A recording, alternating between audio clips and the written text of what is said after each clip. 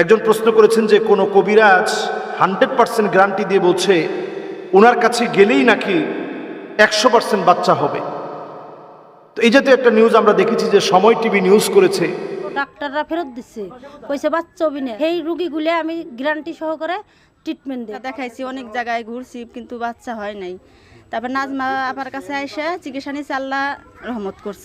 সেই মহিলা নিজের সাক্ষাৎকারে বলছে যে আমি স্পষ্ট বলেছি যে তোমার বাচ্চা হবে। অনেক ডাক্তারের কাছে গিয়েছে, ফেল হয়েছে। সব জায়গা থেকে ফিরে আসার পর আমি এক কলসি পানি আনতে বলেছি এবং ওই পানিটা খাওয়ার পরেই তার বাচ্চা হয়েছে। আমি বলেছি যে বাচ্চা হলে তুমি কিছু একটা মানত করে দিয়ে যেও। তো একটা ছাগল দেওয়ার কথা ছিল, ছাগলটা দিয়ে যাচ্ছে।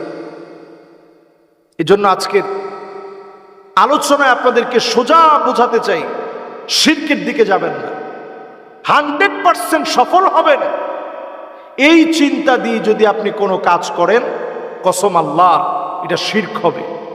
100% সফল হবেন এই জাতীয় গ্যারান্টি দিয়ে যখন কোনো কাজ করবেন, এটা শিরক হবে। এই শিরকের মধ্যে যারা নিমজ্জিত হবে, ঈমান ধ্বংস হবে।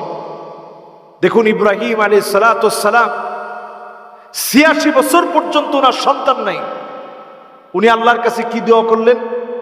রব্বি হাবলি মিনাস সালিহিন, রব্বি হাবলি মিনাস সালিহিন। যদি আল্লাহ চান, এটা হচ্ছে আমাদের আকীদা, যদি আল্লাহ চান। কোনো পানি পড়ায় ফু দিলেন, অথবা ব্যক্তিকে এমনি আপনি ফু দিয়ে দিলেন, আপনি একটু কালো জিরা খেলেন, যেই দোয়াগুলো বললাম এই দোয়াগুলো আমল করলেন, দরুদ শরীফের আমল করলেন, ইস্তেগফারের আমল করলেন, লা হাওলা ওয়ালা কুওয়াতা ইল্লা বিল্লাহ বেশি বেশি পড়লেন, এগুলা কানজুম মিন কুনুজিল জান্নাহ, জান্নাতের একটা খনি আপনি পাবেন। আল্লাহ দুনিয়াতে এই উসিলা আপনাকে সন্তান দিতে পারে।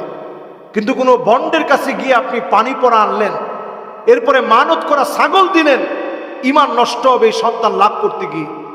অসংখ্য মানুষ আমাদের দেশে সন্তান লাভের নামে নিজের ঈমান ধ্বংস করে ফেলছে।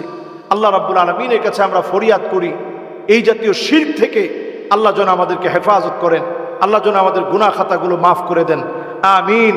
ওয়াসসালামু আলাইকুম ওয়া রাহমাতুল্লাহি ওয়া বারাকাতুহু।